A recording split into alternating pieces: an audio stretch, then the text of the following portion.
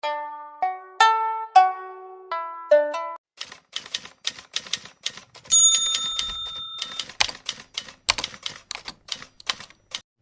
Hi ಎಲ್ಲ ನನ್ನ ಪ್ರೀತಿ ವೀಕ್ಷಕರಿಗೆ ನಮಸ್ಕಾರ ಹಾಗೂ welcome back to my channel. Friends, ಇದು ಮಂಡೇ ವ್ಲಾಗು. ಸೊ ನಾನು ಬೆಳಗ್ಗೆಯಿಂದ ವ್ಲಾಗ್ನ ಶುರು ಮಾಡ್ತಾ ಇದ್ದೀನಿ. ಇವತ್ತು ಸೋಮವಾರ ಆಗಿರೋದ್ರಿಂದ ಬೇಗ ಪೂಜೆ ಮಾಡೋಣ ಅಂತ ಹೇಳಿ ಎಲ್ಲ ಕೆಲಸಗಳನ್ನ ಮುಗಿಸ್ಕೊಂಡು ಇವಾಗ ದೇವರಿಗೆ ಅಲಂಕಾರನ ಮಾಡಿ ನಾನು ಪೂಜೆನ ಶುರು ಮಾಡ್ತಾ ಇದ್ದೀನಿ. ಫ್ರೆಂಡ್ಸ್, ನಾನು ಸೋಮವಾರ, ಶುಕ್ರವಾರ, ಶನಿವಾರ ತಪ್ಪದೆ ಪೂಜೆನ ಮಾಡ್ತಾ ಇರ್ತೀನಿ. ನನಗೆ ಪೂಜೆ ಮಾಡೋದಂದ್ರೆ ತುಂಬಾ ಇಷ್ಟ ಆಗುತ್ತೆ. ಸೊ ಮನೇಲಿ ಪೂಜೆ ಮಾಡಿದಾಗ ಏನೋ ಒಂಥರ ಪಾಸಿಟಿವ್ ವೈಬ್ಸ್ ನಮಗೆ ಸಿಕ್ತಂಗೆ ಆಗುತ್ತೆ. ಮನಸ್ಸಿಗೂ ಅಷ್ಟೇ ತುಂಬಾ ನೆಮ್ಮದಿ ಮತ್ತು ಶಾಂತಿ ಸಿಕ್ತಂಗೂ ಕೂಡ ಆಗುತ್ತೆ. ಸೊ ಹಾಗಾಗಿ ನನಗೆ ಪೂಜೆ ಮಾಡೋದಂದರೆ ತುಂಬಾ ಇಷ್ಟ ಆಗುತ್ತೆ.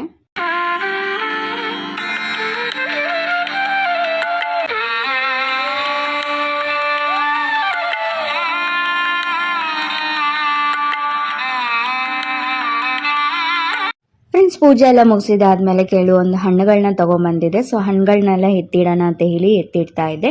ಸೊ ಕವರಲ್ಲಿ ಹಾಗೆ ಇಟ್ಟರೆ ಬೇಗ ಹಾಳಾಗ್ಬಿಡುತ್ತೆ. ಸೊ ಕವರಿಂದ ನಾವು ತೆಗೆದು ಒಂದು ಬುಟ್ಟಿಯಲ್ಲಿ ಹಾಕಿಟ್ರೆ ತುಂಬ ದಿನ ಕೂಡ ಬರುತ್ತೆ. ಸೊ ನಾನು ಒಂದು 2 to 3 ಡೇಸ್ಗೆ ನನಗೆ ಎಷ್ಟು ಬೇಕೋ ಅಷ್ಟನ್ನ ನಾನು ಪರ್ಚೇಸ್ ಮಾಡ್ಕೊಂಡು ಬಂದಿದ್ದೀನಿ. ತುಂಬ ತೊಗೊಂಬಂದುಬಿಟ್ರೆ ಬೇಗ ತಿನ್ನೋದಿಲ್ಲ ಅಲ್ವಾ. ಸೊ ಹಾಗಾಗಿ ಬೇಗ ಹಾಳಾಗೋ ಚಾನ್ಸಸ್ ತುಂಬಾ ಇರುತ್ತೆ. ಸೊ ಹಾಗಾಗಿ ನನಗೆ ಎಷ್ಟು ಬೇಕೋ ಅಷ್ಟು ನಾನು ಒಂದು 3 ದಿನಕ್ಕೆ 4 ದಿನಕ್ಕಾಗಷ್ಟು ನಾನು ಫ್ರೂಟ್ಸ್ನ ತಂದು ಇಟ್ಕೊತೀನಿ.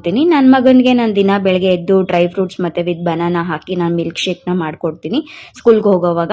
ಸೊ ಹಾಗಾಗಿ ನಾನು ಜಾಸ್ತಿ ಬಾಳೆನ ತಂದು ಇಟ್ಕೊತೀನಿ ನಾನು.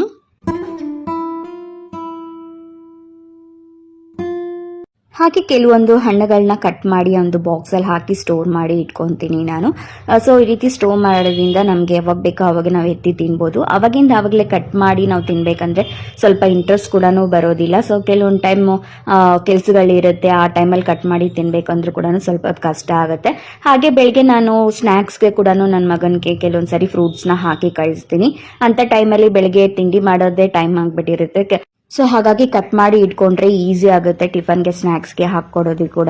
ಆವಾಗಲೇ ಕಟ್ ಮಾಡಬೇಕಂದ್ರೆ ಸ್ವಲ್ಪ ಕಷ್ಟ ಆಗುತ್ತೆ. ಸೊ ಹಾಗಾಗಿ ನಾನು ಈ ರೀತಿ ಕಟ್ ಮಾಡಿ ಇಟ್ಕೊಂಡ್ಬಿಡ್ತೀನಿ.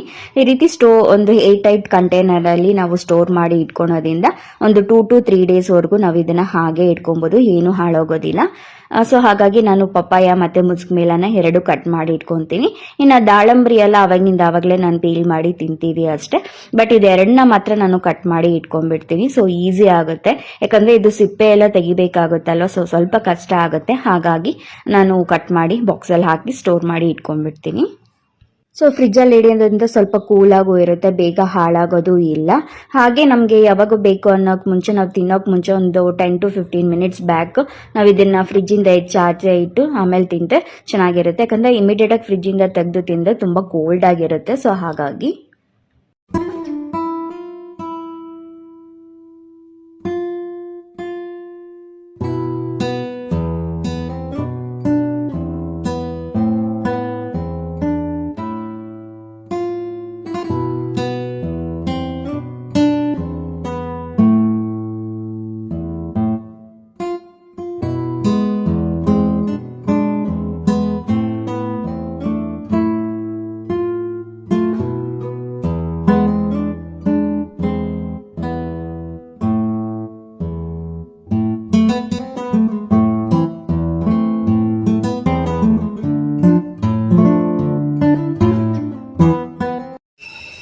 Friends, welcome back to my channel.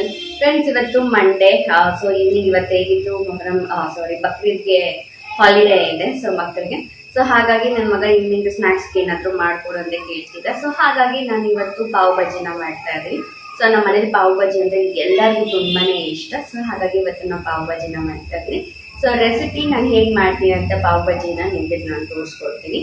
So ಇದಕ್ಕೆ ಏನೆಲ್ಲ ಇಂಗ್ರೀಡಿಯೆಂಟ್ಸ್ ಬೇಕು ಮತ್ತು ಇದನ್ನ ಯಾವ ರೀತಿ ತಯಾರಿಸೋದು ನೋಡೋಣ, ಬನ್ನಿ ಫ್ರೆಂಡ್ಸ್. ಹಾಕಿ ನೀರು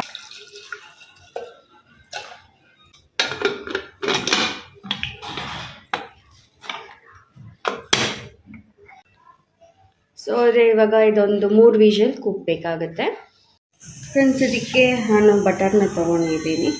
ಹಾಗೆ ಒಂದು ಈರುಳ್ಳಿನ ನಾನು ಚಿಕ್ಕದಾಗಿ ಕಟ್ ಮಾಡ್ಕೊಂಡಿದ್ದೀನಿ. ಹಾಗೆ ಟೊಮೆಟೊ ಕೂಡ ನಾನು ಚಿಕ್ಕದಾಗಿ ಕಟ್ ಮಾಡ್ಕೊಂಡಿದ್ದೀನಿ. ಹಾಗೆ ಅರ್ಧ ಕಪ್ಪಷ್ಟು ನಾನು ಬಟಾಣಿನ ತೊಗೊಂಡಿದ್ದೀನಿ. ಹಾಗೆ ಕ್ಯಾಪ್ಸಿಕಮ್ನ ಕೂಡ ನಾನು ಚಿಕ್ಕ ಪೀಸಾಗಿ ಕಟ್ ಮಾಡ್ಕೊಂಡಿದ್ದೀನಿ. ಹಾಗೆ ಪಟೇಟೊ ಕೂಡ, ಆಲೂಗಡ್ಡೆ ಕೂಡ ಇವಾಗ ಬಾಯ್ಲ್ ಆಗಿದೆ. ಮೊದಲಿಗೆ ನಾನೊಂದು ಪಾತ್ರೆಗೆ ನಾನು ಸ್ವಲ್ಪ 1 ಟೇಬಲ್ ಸ್ಪೂನ್ ಅಷ್ಟು ಎಣ್ಣೆ, ಹಾಗೆ 1 ಟೇಬಲ್ ಸ್ಪೂನ್ ಅಷ್ಟು ನಾನು ಬೆಣ್ಣೆನ ಹಾಕೊತಾ ಇದ್ದೀನಿ. ಬೆಣ್ಣೆ ಚೆನ್ನಾಗಿ ಕರಗಿದಾದ್ಮೇಲೆ ನಾನಿಲ್ಲಿ ಈರುಳ್ಳಿನ ಹಾಕೊತಾ ಇದ್ದೀನಿ. ಈರುಳ್ಳಿನ ಹಾಕ್ಕೊಂಡಿದ್ದಾದಮೇಲೆ ಚೆನ್ನಾಗಿ ಮಿಕ್ಸ್ ಮಾಡ್ಕೊಬೇಕಾಗುತ್ತೆ, ಫ್ರೈ ಮಾಡಬೇಕಾಗುತ್ತೆ. ಸೊ ಈರುಳ್ಳಿ ಗೋಲ್ಡನ್ ಬ್ರೌನ್ ಬರೋವರೆಗೂ ನಾವು ಚೆನ್ನಾಗಿ ಇದನ್ನು ಫ್ರೈ ಮಾಡ್ಕೊಬೇಕು. ಈ ಪಾವ್ ಬಜ್ಜಿಗೆ ನೀವು ಎಷ್ಟು ಬೆಣ್ಣೆನ ಹಾಕ್ತೀರೋ ಅಷ್ಟು ರುಚಿಯಾಗಿ ಬರುತ್ತೆ. ಸ್ವಲ್ಪ ಇದಕ್ಕೆ ಬೆಣ್ಣೆ ಜಾಸ್ತಿನೇ ಹಾಕಬೇಕು. ಇವಾಗ ಆಲ್ರೆಡಿ ನಾನು ಈರುಳ್ಳಿನ ಫ್ರೈ ಮಾಡಿದ್ದಾಗಿದೆ. ಇವಾಗ ನಾನು ಟೊಮೆಟೊ ಕೂಡ ಸೇರಿಸ್ಕೊತಾ ಇದ್ದೀನಿ. ಟೊಮೆಟೊ ಕೂಡ ಸಾಫ್ಟ್ ಬರೋವರೆಗೂ ನಾವು ಚೆನ್ನಾಗಿ ಫ್ರೈ ಮಾಡ್ಕೊಬೇಕಾಗುತ್ತೆ. ಯಾಕಂದರೆ ಇದು ಪೂರ್ತಿ ಸ್ಮ್ಯಾಶ್ ಆಗಬೇಕಲ್ವ, ಸೊ ಹಾಗಾಗಿ ಚೆನ್ನಾಗಿ ಬೇಯಬೇಕಾಗುತ್ತೆ.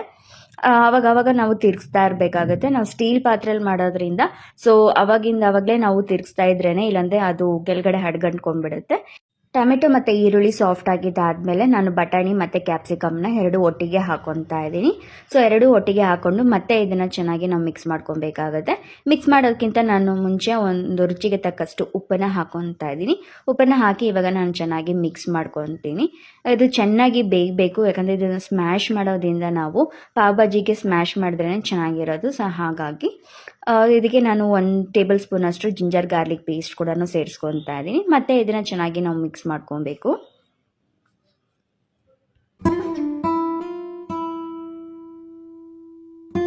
ಸೊ ಮಿಕ್ಸ್ ಮಾಡಿದ ನಂತರ 1 ಟೇಬಲ್ ಸ್ಪೂನ್ ಅಷ್ಟು ನಾನು ಅರಿಶಿನ ಪುಡಿನ ಹಾಕೊತಾ ಇದ್ದೀನಿ. ಆ ಅರಿಶಿನ ಪುಡಿನೂ ಹಾಕಿದಾದ್ಮೇಲೆ ಅರಿಶಿನ ಪುಡಿ ಕೂಡ ಚೆನ್ನಾಗಿ ಮಿಕ್ಸ್ ಮಾಡ್ಕೊಬೇಕಾಗುತ್ತೆ. ಈಗ ಒಂದು 5 ನಿಮಿಷ ನಾವು ಇದನ್ನು ಲಿಡ್ನ ಕ್ಲೋಸ್ ಮಾಡಿ ಇಡಬೇಕಾಗುತ್ತೆ. ಸೊ ಇವಾಗ 5 ನಿಮಿಷ ಆಗಿದೆ. ನಾನು ಮತ್ತೆ ತೆಗೆದು ಇನ್ನೊಂದ್ಸರಿ ನಾನು ಚೆನ್ನಾಗಿ ಇದನ್ನು ಮಿಕ್ಸ್ ಮಾಡ್ಕೊತೀನಿ. ಮಿಕ್ಸ್ ಮಾಡಿದಾದ್ಮೇಲೆ 1 ಗ್ಲಾಸ್ ಅಷ್ಟು ನಾನು ನೀರನ್ನ ಹಾಕೊತಾ ಇದ್ದೀನಿ. ನಾನು ಬಿಸಿ ನೀರನ್ನ ಹಾಕೊತೀನಿ, ತಣ್ಣೀರನ್ನ ಹಾಕ್ತಾ ಇಲ್ಲ. ಸೊ ಬಿಸಿ ನೀರು ಹಾಕೋದ್ರಿಂದ ಬೇಗ ಬೇಯುತ್ತೆ, ಬೇಗ ಕೂಡ ಆಗುತ್ತೆ. ಸೊ ಹಾಗಾಗಿ ರುಚಿ ಕೂಡ ಸ್ವಲ್ಪ ಜಾಸ್ತಿನೇ ಬರುತ್ತೆ. ಮತ್ತು ಲಿಡ್ನ ಕ್ಲೋಸ್ ಮಾಡಿ ನಾನು ಮುಚ್ಚಿಡ್ತಾ ಇದ್ದೀನಿ ಒಂದು 5 ನಿಮಿಷ. ಮತ್ತು ಒಂದು 5 ನಿಮಿಷ ಆದಮೇಲೆ ಇವಾಗ ಲಿಡ್ನ ಓಪನ್ ಮಾಡಿ ಮತ್ತೆ ಇನ್ನೊಂದು ಸರಿ ನಾನು ಮಿಕ್ಸ್ನ ಮಾಡ್ಕೊತೀನಿ. ಸೊ ಮಿಕ್ಸ್ ಎಲ್ಲ ಮಾಡಿದ್ದಾದಮೇಲೆ ನಾನು ಬೇಯಿಸಿದ ಆಲೂಗಡ್ಡೆ ಏನಿದೆ ಅದನ್ನು ಹಾಕ್ಕೊತಾ ಇದ್ದೀನಿ. ಆಲೂಗಡ್ಡೆ ಹಾಕಿದ್ದಾದಮೇಲೆ ನಾನು ಎಲ್ಲ ಒಂದು ಸರಿ ನೀಟಾಗಿ ನಾನು ಸ್ಮ್ಯಾಶ್ನ ಮಾಡ್ಕೊತೀನಿ. ನೀವು ಎಷ್ಟು ಸ್ಮ್ಯಾಶ್ ಮಾಡ್ತೀರೋ ಅಷ್ಟು ಚೆನ್ನಾಗಿ ಬರುತ್ತೆ. ಯಾಕಂದರೆ ಪಾವ್ ಭಾಜಿಗೆ ಆಗಲೇ ಹೇಳ್ದಂಗೆ ಚೆನ್ನಾಗಿ ಅದು ಸ್ಮ್ಯಾಶ್ ಆಗಬೇಕು. ಸೊ ಹಾಗಾಗಿ ಚೆನ್ನಾಗಿ ಮೇಲೆ ಸ್ಮ್ಯಾಶ್ ಮಾಡೋಕ್ಕಾಗೋದು, ಇಲ್ಲಾಂದರೆ ಸ್ಮ್ಯಾಶ್ ಮಾಡೋಕ್ಕೆ ತುಂಬಾ ಕಷ್ಟ ಆಗುತ್ತೆ. ನಾನು ಇದು ಸ್ಮ್ಯಾಶರ್ ಇರೋದನ್ನ ನಾನು ಸ್ಮ್ಯಾಶರಲ್ಲಿ ಸ್ಮ್ಯಾಶ್ ಮಾಡ್ಕೊತಾ ಇದ್ದೀನಿ. ಇಲ್ಲ ನೀವು ಮಿಕ್ಸಿ ಜಾರ್ಗೆ ಹಾಕಿ ಸ್ವಲ್ಪ ತಣ್ಣಗಾದ್ಮೇಲೆ ಕೂಡ ನೀವು ರುಬ್ಕೊಬೋದು. ಸೊ ನೀವು ನೋಡ್ಬೋದು ಇಲ್ಲಿ ನೀಟಾಗಿ ಸ್ಮ್ಯಾಶ್ ಆಗಿದೆ ನೋಡಿ ಇಲ್ಲಿ. ಸೊ ಚೆನ್ನಾಗಿ ಬೆಂದರೆ ಮಾತ್ರ ಸ್ಮ್ಯಾಶ್ ಆಗೋದು. ಸೊ ನಾನು ಸ್ಮ್ಯಾಶ್ ಎಲ್ಲ ಮಾಡಿದಾದಮೇಲೆ 1 ಟೇಬಲ್ ಸ್ಪೂನ್ ಅಷ್ಟು ನಾನು ಅಚ್ಕಾರದ ಪುಡಿನ, ಹಾಗೆ 1 ಟೇಬಲ್ ಸ್ಪೂನ್ ಅಷ್ಟು ಧನಿಯಾ ಪೌಡರ್, ಹಾಗೆ 2 ಟೇಬಲ್ ಸ್ಪೂನ್ ಅಷ್ಟು ನಾನು ಪಾವ್ ಭಾಜಿ ಮಸಾಲಾನ ಹಾಕ್ಕೊತಾ ಇದ್ದೀನಿ. ಸೊ ಪಾವ್ ಭಾಜಿ ಮಸಾಲ ನಾವು ಮನೆಯಲ್ಲೇ ಕೂಡ ಮಾಡ್ಕೊಬೋದು, ಇಲ್ಲ ಅಂಗಡಿಯಲ್ಲಿ ಕೂಡ ಎಲ್ಲ ಸ್ಟೋರ್ಸಲ್ಲಿ ಕೂಡ ನಿಮಗೆ ಅವೈಲೇಬಲ್ ಸಿಗುತ್ತೆ. ನಾನು ಮನೇಲಿ ಮಾಡಿರೋದಲ್ಲ, ನಾನು ಅಂಗಡಿಯಿಂದನೇ ತಂದಿರೋದು, ಎವರೆಸ್ಟ್ದು ನಾನು ಯೂಸ್ ಮಾಡ್ತಾ ಇರೋದು ಪಾವ್ ಭಾಜಿ ಮಸಾಲ. ಸೊ ಎಲ್ಲ ಮಸಾಲ ಆಗಿದ್ದಾದಮೇಲೆ ಸ್ವಲ್ಪ ಒಂದು ಸರಿ ಮಿಕ್ಸ್ ಮಾಡಿ ಆಮೇಲೆ ಮತ್ತೆ 1 ಗ್ಲಾಸ್ ಅಷ್ಟು ನಾನು ಬಿಸಿ ನೀರನ್ನ ಹಾಕ್ಕೊತಾ ಇದ್ದೀನಿ. ಮತ್ತೆ ಇನ್ನೊಂದು ಸರಿ ಚೆನ್ನಾಗಿ ಇದನ್ನು ಮಿಕ್ಸ್ ಮಾಡಿ ಇಡಬೇಕಾಗುತ್ತೆ. ಮಿಕ್ಸ್ ಮಾಡಿದಾದ್ಮೇಲೆ ಮತ್ತೆ ಇನ್ನೊಂದು ಸರಿ ಒಂದು 5 ರಿಂದ 10 ನಿಮಿಷ ಲಿಡ್ನ ಕ್ಲೋಸ್ ಮಾಡಿ ಇಡಬೇಕಾಗುತ್ತೆ. ಸೊ ಲಿಡ್ನ ಕ್ಲೋಸ್ ಮಾಡಿ ಇಟ್ಟಿದ್ದಾದಮೇಲೆ ನಮಗೆ ಪಾವ್ ಭಾಜಿ ಮಸಾಲ ಈಗ ರೆಡಿ ಆಗಿದೆ, ನೀವು ಇಲ್ಲಿ ನೋಡ್ಬೋದು. ಸೊ ನಿಮ್ಗೆ ಎಷ್ಟು ನೀರಾಗಿ ಬೇಕಾ ಇಲ್ಲ ಗಟ್ಟಿ ಆಗಬೇಕಾ ನೋಡಿಕೊಂಡು ಮಾಡ್ಕೊಳ್ಳಿ.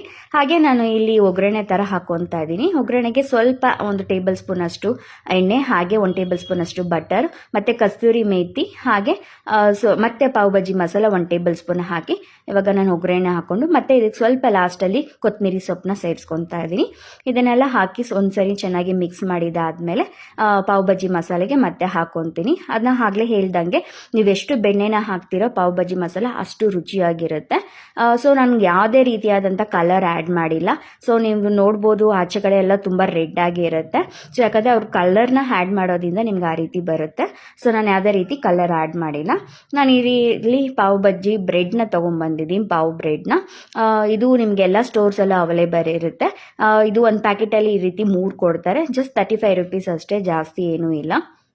ಅದನ್ನ ತೊಗೊಂಬಂದು ಮೊದಲಿಗೆ ನಾನು ಈ ರೀತಿ ಕಟ್ ಮಾಡ್ಕೊತಾ ಇದ್ದೀನಿ. ನಿಮ್ಗೆ ಯಾವ ರೀತಿ ಬೇಕಾದರೂ ಕಟ್ ಮಾಡ್ಕೊಬೋದು. ಸೊ ನಾನು ಮೇಲಿಂದ ಈ ರೀತಿ ಸ್ಲೈಸ್ನ ಮಾಡ್ಕೊತಾ ಇದ್ದೀನಿ, ಅಂದರೆ ಅರ್ಧ ಭಾಗನ ಮಾಡ್ಕೊತಾ ಇದ್ದೀನಿ.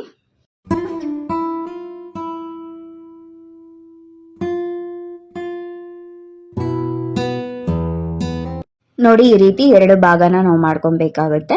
ಆಮೇಲೆ 2 ಭಾಗ ಮಾಡಿದಾದ್ಮೇಲೆ ಒಂದು ಪ್ಯಾನ್ ಬಿಸಿ ಆದ್ಮೇಲೆ 1-2 ಟೇಬಲ್ ಸ್ಪೂನ್ ಅಷ್ಟು ನಾನು ಬೆಣ್ಣೆನ ಹಾಕೊತಾ ಇದ್ದೀನಿ. ಬೆಣ್ಣೆ ಹಾಕಿದಾದ್ಮೇಲೆ ಈ ರೀತಿ ಪೂರ್ತಿ ಬೆಣ್ಣೆ ಹರಡೋ ರೀತಿ ನಾವು ಮಾಡಬೇಕಾಗುತ್ತೆ. ಹರಡಿದಾದ್ಮೇಲೆ ಈ ಬ್ರೆಡ್ ಏನಿದೆ ಅದನ್ನ ಇಟ್ಟು ನಾವು ಚೆನ್ನಾಗಿ ಇದನ್ನ ರೋಸ್ಟ್ ಮಾಡಬೇಕಾಗುತ್ತೆ ಬ್ರೆಡ್ನ. ಸೊ ನಾನು ಮುಂಚೆನೂ ಬಟರ್ ಹಾಕಿದ್ದೆ, ಇದ್ರ ಮೇಲೆ ಕೂಡ ಬಟರ್ ಹಾಕಿ ಮತ್ತೆ ನಾನು ತಿರುಗಿಸಿ ಅದನ್ನ ರೋಸ್ಟ್ ಮಾಡ್ಕೊತೀನಿ. ಪಾವ್ ಬಜಿಗೆ ಬ್ರೆಡ್ಗೂ ಅಷ್ಟೇ, ನಾವು ಪಾವ್ ಬಜಿ ಮಸಾಲಾಗೂ ಅಷ್ಟೇ ನಾವು ಜಾಸ್ತಿ ಬೆಣ್ಣೆ ಯೂಸ್ ಆಗುತ್ತೆ. ಇದಕ್ಕೆ ನಾವೆಷ್ಟು ಬೆಣ್ಣೆ ಹಾಕ್ತೀವೋ ಅಷ್ಟು ರುಚಿ ತುಂಬಾನೇ ಚೆನ್ನಾಗಿ ಬರುತ್ತೆ. ಸೊ ಇದು ಒಂದ್ಸರಿ ರೋಸ್ಟ್ ಆಗಿದೆ, ನಾನು ಇನ್ನೊಂದ್ಸರಿ ಕೂಡ ನೀಟಾಗಿ ರೋಸ್ಟ್ ಮಾಡ್ಕೊತಾ ಇದ್ದೀನಿ. ನೀವು ಇಲ್ಲಿ ನೋಡ್ಬೋದು. ಸೊ ಇವಾಗ ಆಲ್ಮೋಸ್ಟ್ ರೋಸ್ಟ್ ಆಗಿದೆ. ಸೊ ಇವಾಗ ಪಾವ್ ಬಜ್ಜಿ ರೆಡಿ ಆಗಿದೆ. ಸೊ ಇವಾಗ ಮಸಾಲೆ ಎಲ್ಲ ಹಾಕ್ಕೊಂಡು ಅದ್ರ ಜೊತೆಗೆ ಒಂದು ನಿಂಬೆ ಹಣ್ಣು ಇಟ್ಟು ಮತ್ತೆ ಇದಕ್ಕೆ ಚಿಕ್ಕದಾಗಿ ನಾವು ಹಸಿ ಈರುಳ್ಳಿನ ಕಟ್ ಮಾಡಿ ಇಟ್ಕೊಬೇಕಾಗುತ್ತೆ. ಸೊ ಇದ್ರ ಜೊತೆಗೆ ನಾವು ಸ್ವಲ್ಪ ನಿಂಬೆ ರಸ ಹಾಗೆ ಸ್ವಲ್ಪ ಈರುಳ್ಳಿನ ಹಾಕ್ಕೊಂಡು ತಿಂದರೆ ತುಂಬಾನೇ ರುಚಿಕರವಾಗಿರುತ್ತೆ. ಸೊ ಪಾವ್ ಬಜ್ಜಿ ಮಸಾಲೆ ಇವಾಗ ರೆಡಿ ಆಗಿದೆ, ಇಲ್ಲಿ ನೋಡ್ಬೋದು. ಸೊ ನೀವು ಕೂಡ ಮನೇಲಿ ಟ್ರೈ ಮಾಡಿ, ಖಂಡಿತವಾಗ್ಲೂ ನಿಮ್ಮ ಎಲ್ಲರಿಗೂ ಇಷ್ಟ ಆಗುತ್ತೆ ಅಂತ ಹೇಳಕ್ ಇಷ್ಟ. ಸೊ ಫ್ರೆಂಡ್ಸ್, ಈ ವ್ಲಾಗ್ನ ನಾನು ಇಲ್ಲಿಗೆ ಎಂಡ್ ಮಾಡ್ತಾ ಇದ್ದೀನಿ. ಮುಂದಿನ ವಿಡಿಯೋದಲ್ಲಿ ಮತ್ತೊಮ್ಮೆ ಸಿಗ್ತೀನಿ ಅಂತ ಹೇಳ್ತಾ, ಅಂಟಿಲ್ ದೆನ್ ಎಲ್ಲರಿಗೂ ನಮಸ್ಕಾರ.